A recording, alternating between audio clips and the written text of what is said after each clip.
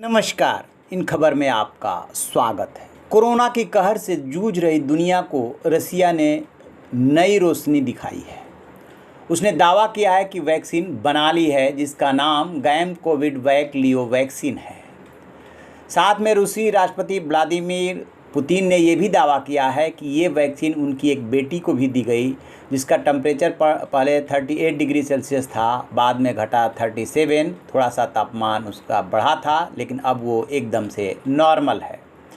WHO ने सवाल उठाया है कि थर्ड फेज का जो ह्यूमन ट्रायल होता है वो प्रॉपरली नहीं किया गया है, इसलिए अभी इसके सुरक्षित होने का दावा नहीं किया जा सकता, लेकिन रसिया का दावा इससे अलग है।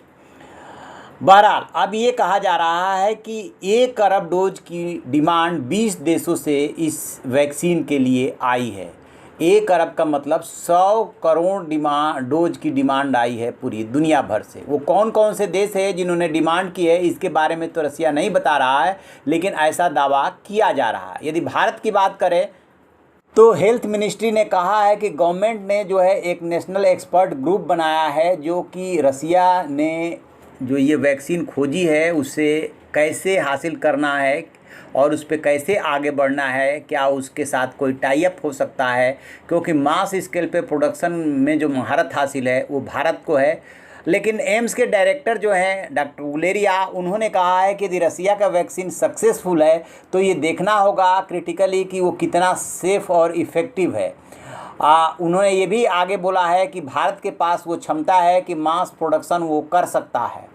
तो अब ये देखते हैं कि आगे रसिया के साथ भारत क्या कोई इसको लेकर के एग्रीमेंट करता है, कांटेक्ट करता है, क्योंकि रसिया का कहना ये है कि कोई ये न समझे कि हमने वैक्सीन को जल्दी में ईजाद किया है। ये हमारी 2 दशक की मेहनत का नतीजा है जो हम ऑलरेडी इस पे वर्क कर रहे थे कि जब भी कोई ऐसा वायरस आता है तो वो किन कारणों से होता है, उसका कितना इफेक्ट होता है और उसको कैसे कम किया जा सकता है। तो जो 20 साल से हमारा रिसर्च चल रहा था उसकी बदौलत हम जल्दी से जल्दी इसकी वैक्सीन लाने में कामयाब हुए हैं। वैक्सीन को रूसी रक्षा मंत्रालय और गमलेया नेशनल सेंटर फॉर रिसर्च ने तैयार किया है। सेशनॉव यूनिवर्सिटी में टॉप साइंटिस्ट है वादिम तारासोव। उनका दावा है कि 20 साल से इस क्षेत्र में अपनी क्षमता और काबिलियत को तेज करने के काम में लगा हुआ था रसिया। इस बात पर लंबे वक्त से रिसर्च की जा रही थी कि वायरस कैसे फैलते हैं। इन्हीं 2 दशकों की मेहनत का नतीजा है कि हमें शुरुआत शून्य से नहीं करनी पड़ी, बल्कि हमारा बेस पहले से तैयार था। अब मल्टीनेशनल फार्मा कंपनी की एक लोकल एसोसिएशन है, उसने भी WHO की तरह यही चेतावनी दी है कि क्लिनिकल ट्रायल पूरा किए बिना वैक्सीन के सिविल यूज की इजाज़त देना खतरनाक कदम साबित हो सकता है। स्वास्थ्य मंत्री मिखाइल मुरासको को भेजी चिट्ठी में association of clinical trials organization ने कहा है कि अभी तक 100 से भी कम लोगों को ये डोज दी गई है। ऐसे में बड़े पैमाने पर इसका इस्तेमाल खतरनाक साबित हो सकता है।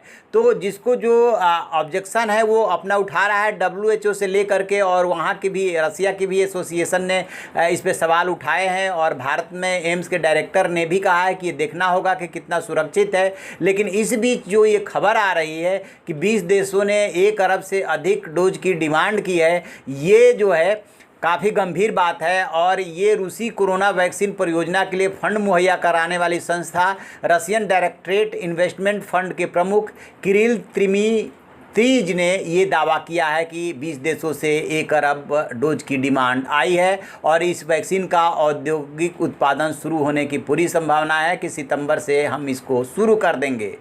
तो चलिए देखते हैं रसिया ये कितनी राहत दे पाता है। जैसे ही इसमें कोई और अपडेट मिलेगा हम आपको बताएंगे। आप देखते रहिए हमारा डिजिटल चैनल इन खबर। Thank you.